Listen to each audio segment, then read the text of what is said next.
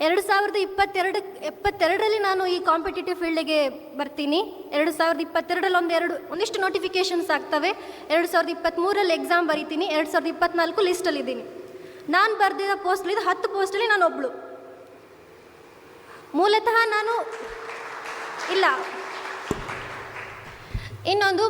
ನಾನು ಬಿಜಾಪುರದವಳು. ಬಟ್ ನನ್ನ ತಂದೆ ತಾಯಿ ವಲಸಿಗಾರ ಆಗಿದ್ದರಿಂದ ಅವರು ಮಂಗಳೂರಿಗೆ ಹೋಗಿ ಸೆಟ್ಲ್ ಆದರು. ಅಲ್ಲಿ ಅವ್ರು ನಮಗೊಂದು ಒಳ್ಳೆ ಎಜುಕೇಷನ್ ಕೊಟ್ಟರು. ಮಾಸ್ಟರ್ಸ್ ಮುಗಿಸಿದ ನಂತರ ಒಂದು 402 PSC ಕಾಲ್ಫರ್ಮ್ ಆಗಿತ್ತು. ಆ ಒಂದು ನೋಟಿಫಿಕೇಷನ್ ನನಗೆ ಈ ಕಾಂಪಿಟೇಟಿವ್ ಫೀಲ್ಡಿಗೆ ಬರಲಿಕ್ಕೆ ಮೇಯ್ನ್ ಒಂದು ಏಮ್. ಅದಾದ ನಂತರ ಅದು ಎಕ್ಸಾಮ್ ಬರೆದು ಅದು ಇನ್ನೂ ನಡೀತಿದೆ ಪ್ರಾಸೆಸ್. ಆ ನಡುವಲ್ಲೂ ನಾನು ಸುಮಾರು ಎಕ್ಸಾಮ್ಸ್ ಬರೆದೆ, ಸುಮಾರು ಎಕ್ಸಾಮ್ಸ್ ಕ್ಲಿಯರ್ ಮಾಡಿದೆ. ಇವಾಗ ಜಾಬಲ್ಲಿದ್ದೀನಿ. ಒಂದಿಷ್ಟು ಕ್ವೆಶನ್ಸ್ ಬಂದು ಇಲ್ಲಿ ನಾನು PSI ಆಗಬೇಕಂತಿದ್ದೀನಿ, ಬೇರೆಷ್ಟು ನೋಟಿಫಿಕೇಷನ್ಸ್ ಇಲ್ಲ ಅಂತ. ಆ ಥರ ಇಲ್ಲ. PDO ಕಾಲ್ಫರ್ಮ್ ಆಯಿತು, ವಿಲೇಜ್ ಅಕೌಂಟೆಂಟ್ ಆಫೀಸರ್ ಕಾಲ್ಫರ್ಮ್ ಆಯಿತು, ಸುಮಾರು ಆಗಿವೆ. ಬಟ್ ನೀವು ಅದರ ಕಡೆ ಗಮನ ಕೊಡ್ತಿಲ್ಲ. ಪ್ರತಿ ವರ್ಷ ಸೆಂಟ್ರಲ್ ಗೌರ್ಮೆಂಟಿಂದ CGL CHSLs ಎಕ್ಸಾಮ್ಸ್ ಎಲ್ಲ ಕಾಲ್ಫರ್ಮ್ ಆಗುತ್ತೆ. ನಿಮ್ಮ ಗಮನ ಅದ್ರ ಕಡೆ ಇಲ್ಲ. ಸೊ ತೊಂದರೆ ಯಾರಲ್ಲಿದೆ? ನಿಮ್ಮಲ್ಲೇ ಇದೆ. ಆಬ್ವಿಯಸ್ಲಿ ಜಾಬ್ ಯಾರಿಗೆ ಬೇಕು? ನಿಮಗೆ ಬೇಕು. ಸ್ಯಾಲ್ರಿ ಯಾರಿಗೆ ಸಿಗುತ್ತೆ? ನಿಮಗೆ ಸಿಗುತ್ತೆ. ಈಗ ನಾನು ಜಾಬ್ ತೊಗೊಂಡಿದ್ದೀನಿ, ಸ್ಯಾಲ್ರಿ ನನಗೆ ಸಿಗೋದಲ್ವಾ, ನಿಮಗಲ್ಲ. ಸೊ ದಟ್ ಈಸ್ ಹೌ ನೀವು ಯಾವ ರೀತಿ ಅನಾಲಿಸಿಸ್ ಮಾಡಬೇಕು ಅನ್ನೋದು ತುಂಬ ಮುಖ್ಯ. ಎಲ್ಲರೂ ಓದ್ತಾರೆ. ನಿಮ್ಗೇನು ಅನಿಸುತ್ತೆ? ಆ ಶ್ರೀನಗರದಿಂದ ಹಿಡಿದು ಸಪ್ತಪುರ ತನಕ ಯಾರೂ ಓದಲ್ವಾ? ಎಲ್ಲರೂ ಸುಮ್ಮನೆ ಟೈಮ್ ಪಾಸಿಗೆ ಬಂದಿದ್ದಾರಾ? ನೋ. ಪ್ರತಿಯೊಬ್ಬರಿಗೆ ಸಂವಿಧಾನದ ಪ್ರತಿಯೊಂದು ಆರ್ಟಿಕಲ್ಸು ಗೊತ್ತಿರುತ್ತೆ. ಸೊ ಇಷ್ಟು ಜನ ಕಾಂಪಿಟೇಟರ್ಸಲ್ಲಿ ನಾವು ಯಾವ ರೀತಿ ವಿಭಿನ್ನವಾಗಿರಬೇಕು ಅನ್ನೋದೇ ದೊಡ್ಡ ಕ್ವಶನ್ ಮಾರ್ಕ್. ಎಲ್ಲರೂ 10th ಪಾಸಾಗಿ ಬಂದಿದ್ದೀರಲ್ಲ, ಆಬ್ವಿಯಸ್ಲಿ PUC ಮಾಡಿದಿರಿ, ಡಿಗ್ರಿ ಮಾಡಿರಿ ಅಂದರೆ 10th ಪಾಸ್ ಆಗಿರ್ತೀರ. ಸೊ 10th ತನಕ ಎಲ್ಲ ಕಾಮನ್ ಸಬ್ಜೆಕ್ಟ್ಸ್ ಇರ್ತವೆ. ನಿಮಗೆ ಸೈನ್ಸು, ಮ್ಯಾಥ್ಸು, ಸೋಷಿಯಲ್ ಸೈನ್ಸ್ ಎಲ್ಲರೂ ಓದಿರ್ತೀರ. ಮತ್ತು ಯಾಕೆ ನೀವು PUCಗೆ ಬಂದಾಗ ನಿಮ್ಮನ್ನು ಬೈಫರ್ ಕ್ರಿಯೇಟ್ ಮಾಡ್ತೀರಾ? ಸೈನ್ಸ್ ಮಾಡೋನು ಸೈನ್ಸಲ್ಲಿ ಸ್ಟ್ರಾಂಗ್ ಇರ್ತಾನೆ, ಹಿಸ್ಟ್ರಿಲಿ ಆಬ್ವಿಯಸ್ಲಿ ವೀಕ್ ಇರ್ತಾನೆ. ಅಂದರೆ ಅರ್ಥ ನೀವು ಆರ್ಟ್ಸ್ ಮಾಡಿದಿರಿ ಅಂದರೆ ಆರ್ಟ್ಸಲ್ಲಿ ಸ್ಟ್ರಾಂಗ್ ಇದ್ದೀರಾ. ಯಾವ ಸಬ್ಜೆಕ್ಟಲ್ಲಿ ನೀವು ಸ್ಟ್ರಾಂಗ್ ಇದ್ದೀರಾ ಅಲ್ಲಿ ನೀವು ಮಾರ್ಕ್ಸ್ ಕಳ್ಕೊಬಾರ್ದು. ಸೊ ಫಸ್ಟ್ ಆಫ್ ಆಲ್ ನಾವು ಎಷ್ಟೇ ನಿಮ್ಗೆ ಇಲ್ಲಿ ಮೋಟಿವೇಟ್ ಮಾಡಿ ಹೋದರೂ ನಿಮ್ಮನ್ನು ನೀವು ಎಲ್ಲಿ ತನಕ ಅನಾಲಿಸಿಸ್ ಮಾಡಲ್ಲ, ಅಲ್ಲಿ ತನಕ ನೀವು ಈ ರೇಸಲ್ಲಿ ಇಲ್ಲ ಅಂತಲೇ ಅಂದ್ಕೊಂಡ್ಬಿಡಿ. First you need to analysis yourself. Trend ಯಾವ ಥರ ಹೋಗ್ತಿದೆ? KPSC ಕರ್ನಾಟಕದಲ್ಲಿ ಯಾರೆಲ್ಲ ಮೋಸ್ಟ್ ಎಕ್ಸಾಮ್ ಕಂಡಕ್ಟ್ ಮಾಡೋ ಅಥಾರಿಟಿಗಳು ಯಾರ್ಯಾರು? KEA, KPSC and KSP. ಎಲ್ಲರದ್ದು ಡಿಫ್ರೆಂಟ್ ಮೆಥಡ್ ಇದೆ, ಡಿಫ್ರೆಂಟ್ ಅಪ್ರೋಚ್ ಇವೆ. ಇಷ್ಟು ಜನ ಇದ್ದೀರಾ ನೀವು, 10-20 ಪೋಸ್ಟ್ ಇರ್ತವೆ. ನಿಮ್ಮನ್ನು ಯಾವ ರೀತಿ ಎಲ್ಲರನ್ನು ಎಲಿಮಿನೇಟ್ ಮಾಡಬೇಕು ಅವರು, ಹೌದಲ್ವಾ? ತುಂಬ ಈಸಿಯಾಗಿ ಕ್ವಶನ್ ಕೊಟ್ಬಿಟ್ರೆ ಎಲ್ಲರೂ ಸ್ಕೋರ್ ಮಾಡ್ತೀರಿ, ಎಲ್ಲರನ್ನು ತೊಗೊಳಕ್ಕಾಗತ್ತಾ? ಇದೆಲ್ಲ ಬೇಸಿಕ್ ಥಿಂಗ್ಸ್. ಫಸ್ಟ್ ಈಗ ರೀಸೆಂಟಾಗಿ ಯಾವ ಎಕ್ಸಾಮ್ಸ್ ಆದವು? RTO ಆಯಿತು, ಮತ್ತು ಇಂಡಸ್ಟ್ರಿಯಲ್ ಎಕ್ಸ್ಟೆನ್ಷನ್ ಆಫೀಸರ್ ಆಯಿತು. ಇದು ಎಕ್ಸಾಮ್ ಕಂಡಕ್ಟ್ ಮಾಡಿದ್ಯಾರು? ಅಪ್ಕಮಿಂಗ್ ಎಕ್ಸಾಮ್ ಯಾವುದಿದೆ? ಸೆಪ್ಟೆಂಬರ್ ಮಂತಲ್ಲಿ ಒಂದಿಷ್ಟು ಎಕ್ಸಾಮ್ಸ್ ಇವೆ. ಗ್ರೂಪ್ C ಲೆವೆಲ್, ಹೈದರಾಬಾದ್ ಕರ್ನಾಟಕದವ್ರು ಯಾರೂ ಇಲ್ವಾ? ಇದ್ದೀರಲ್ಲ, ಎಕ್ಸಾಮ್ಸ್ ಇದೆ, ಪ್ರಿಪೇರ್ ಆಗ್ತಿದ್ದೀರಾ? ಇಲ್ಲಿ ನಿಮ್ಮ ಎದುರುಗಡೆ ಕುಂತಿದ್ದಾರಲ್ಲ ಈ ಫ್ಯಾಕಲ್ಟೀಸ್ಗರು, ಇವರೊಂಥರ ಜೇನ್ ಇದ್ದಂಗೆ. ಇವ್ರನ್ನ ಹತ್ಕೋಬೇಕು ನೀವು. ಏನು ಓದಬೇಕು, ಏನು ಮಾಡಬೇಕು, ಎಲ್ಲಿ ನಾವು ತಪ್ಪಿದ್ದೀವಿ ಅಂತ ಕೇಳಬೇಕು. ಕೋಚಿಂಗ್ ಇನ್ಸ್ಟಿಟ್ಯೂಟ್ ಅಂತ ಯಾಕೆ ಇರ್ತವೆ ಹೇಳಿ? ಕುದುರೆಯನ್ನು ಒಂದು ನದಿ ತನಕ ತೊಗೊಂಡು ಹೋಗ್ಬೋದು, ನೀರು ಕುಡಿಯಪ್ಪ ಅಂತೇಳಿ. ನೀರು ಯಾರು ಕುಡಿಬೇಕು?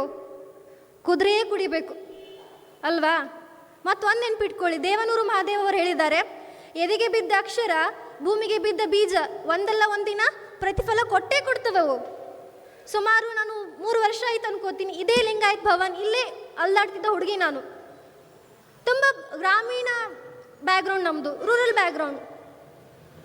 ಬಟ್ ಯಾರು ಕಾರಣಗಳನ್ನು ಕೊಡ್ತಾರೆ? ಅವರು PUC ಮಾಡಿದ್ದೀರಾ, ಡಿಗ್ರಿ ಮಾಡಿದ್ದೀರಾ ಅಂದರೆ ನಿಮ್ಮ ಅನಾಲಿಸಿಸ್, ಒಂದು ಟೈಮ್ ಟೇಬಲ್ ಮೇಂಟೈನ್ ಮಾಡೋದು ಬೇಕೇ ಬೇಕು. ಅವಶ್ಯಕತೆಯೇ ಅನ್ವೇಷಣೆಯ ತಾಯಿ. ಯಾವಾಗ ನಿಮಗೆ ನೀಡಿಲ್ಲ, ಎಷ್ಟೋ ಕಷ್ಟಪಟ್ಟು ಬಂದಿರೋರು ಇದ್ದೀರಾ.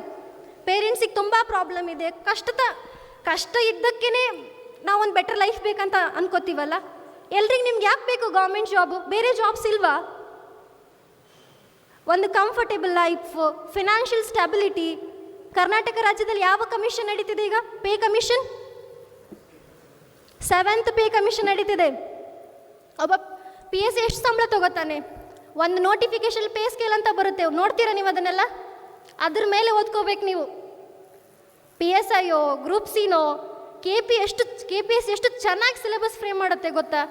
KPSC ಗ್ರೂಪ್ C ಹುದ್ದೆಗಳ ಪೇ ಸ್ಕೇಲ್ ಎಷ್ಟು ಚೆನ್ನಾಗಿದೆ. ಓದ್ತಿರ್ತೀರಾ, ಒಂದು ಸ್ವಲ್ಪ ಜಾಸ್ತಿ ಓದಬೇಕು. ಎಫರ್ಟ್ ಯಾರು ಹಾಕ್ಬೇಕು ಹಾಗಾದರೆ? ಹೌದಲ್ವಾ? ಈಗ ವೆರಾಂಡಾ ರೇಸ್ನವ್ರು ಇಷ್ಟು ಚೆನ್ನಾಗಿ ಒಂದು ಸಾಧಕರ ಜೊತೆ ಮಾತಾಡಿ ಒಂದು ಕ್ಲಾಸಸ್ಸನ್ನು ಅರೇಂಜ್ ಮಾಡಿದ್ದಾರೆ. ಇದ್ರ ಸದುಪಯೋಗ ಯಾರು ಪಡ್ಕೊಳ್ಬೇಕು? ನೀವೇ ಪಡ್ಕೋಬೇಕು ಅಲ್ವಾ? ಯಾವ ರೀತಿ ಟೈಮ್ ಸೋರ್ಸಸ್ ಸುಮಾರಿವೆ. ಸೋರ್ಸಸ್ ಇಲ್ವಾ ನಿಮ್ಮ ಹತ್ರ? ಟೆಲಿಗ್ರಾಮ್ ಇದೆ, ಯೂಟ್ಯೂಬ್ ಇದೆ, ಅಂದಾಗ ಜಸ್ಟ್ ಕೈಯಲ್ಲೇ ಸಿಗುತ್ತೆ ಎಲ್ಲವೂ. ಮತ್ತು ಇವರು ಕನ್ಸಾಲಿಡೇಟ್ ಮಾಡಿ ನಿಮಗೆ ಬುಕ್ಸ್ ಅವೈಲೇಬಲ್ ಮಾಡ್ತಿದ್ದಾರೆ. Like according to the trend ಯಾವ ಥರ ಕ್ವಶನ್ಸ್ ಬರ್ತಿವೆ ಅಂತ ಹೇಳಿ ಎಲ್ಲ ಕೆಲಸ ಇವರೇ ಮಾಡ್ತಿದ್ದಾರೆ. ನಿಮ್ದೇನು ಕೆಲಸ ಹಾಗಾದರೆ? ಓದುವಂಥದ್ದು ಕೆಲಸ. ಧಾರವಾಡದ ಹೊರಗಡೆ ಎಷ್ಟು ಮಳೆ ಆಗ್ತಿದೆ. ಯಾರೀಗ ಇದಾದ ತಕ್ಷಣ ಮಲ್ಕೋಬೇಕು ಅಂದ್ಕೊಳ್ಳೋರು ಎಷ್ಟು ಜನ ಇದ್ದೀರಿ? ಇಲ್ಲ ನಾನು ಇವತ್ತು ಇದಾಗಿದೆ, ನಾನು ಯಾವ ಥರ ಅನಾಲಿಸಿಸ್ ಮಾಡ್ಕೋಬೇಕು ಅಂತ ಅಂದ್ಕೊಳ್ಳೋರು ಎಷ್ಟು ಜನ ಇದ್ದೀರಿ? ಸೊ ಎಲ್ಲರಲ್ಲೂ ನೀವೇ ಅದ್ರ ಒಳಗಡೆ ಯಾವ ರೀತಿ ನೀವು ವಿಭಿನ್ನರಾಗ್ತೀರ ಅನ್ನೋದೇ ಇಲ್ಲಿ ಮುಖ್ಯವಾಗಿ ಆಗುವಂಥದ್ದು ಅಲ್ವಾ?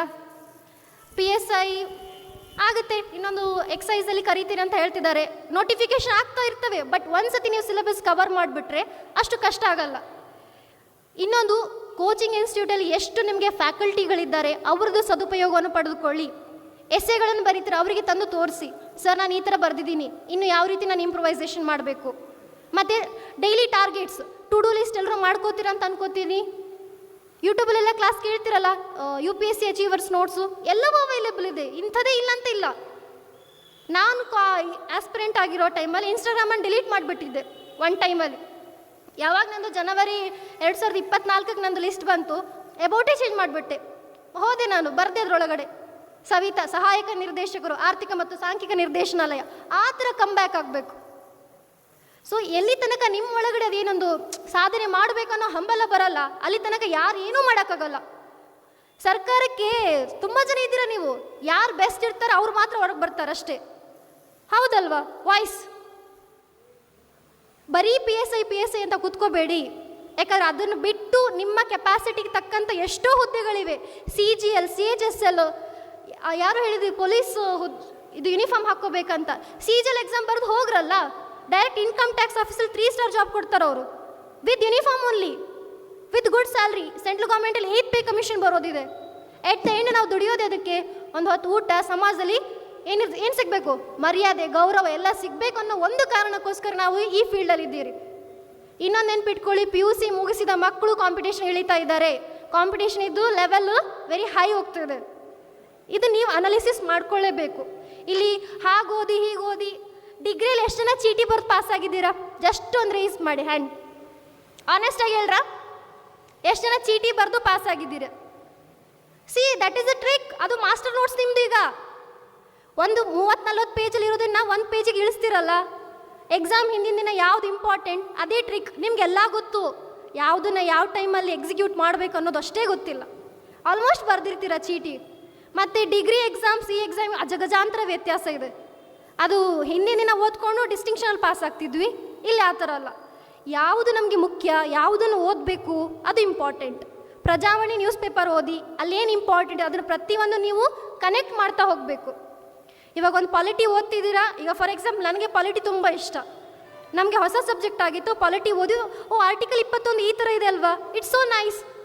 ಎಷ್ಟೊಂದು ಅಧಿಕಾರ ನಮಗೆ ಎಷ್ಟೊಂದು ಹಕ್ಕು ಕೊಡ್ತಿದೆ, ಭಾರತದ ಸಂವಿಧಾನ ಈ ಥರ ಇದೆ, ನಾವಿದನ್ನು ಈ ಥರ ಓದಬೇಕು ಅನ್ನೋದು ಮುಖ್ಯವಾಗಿ ನಿಮಗೆ ಬರಬೇಕು. ಈಗ ರ್ಯಾಂಡಮ್ಲಿ ನಿಮ್ಗೊಂದು ಕ್ವಶನ್ ಪೇಪರ್ ಕೊಟ್ಟರೆ, ಕ್ವಶನ್ ಪೇಪರ್ ಓದಕ್ಕಂತೂ ಬರುತ್ತಲ್ವಾ, in case if you are a beginners. So ಅದರೊಳಗಡೆ ಯಾವ ಪ್ರಶ್ನೆಗಳು ಈಗ ಪಾಲಿಟಿಯಿಂದ ಬಂದಿದೆಯೋ, EVS ಇಂದ ಬಂದಿದೆಯೋ, ಇಷ್ಟು ನೀವು ಅನಾಲಿಸಿಸ್ ಮಾಡ್ಬೋದಾ?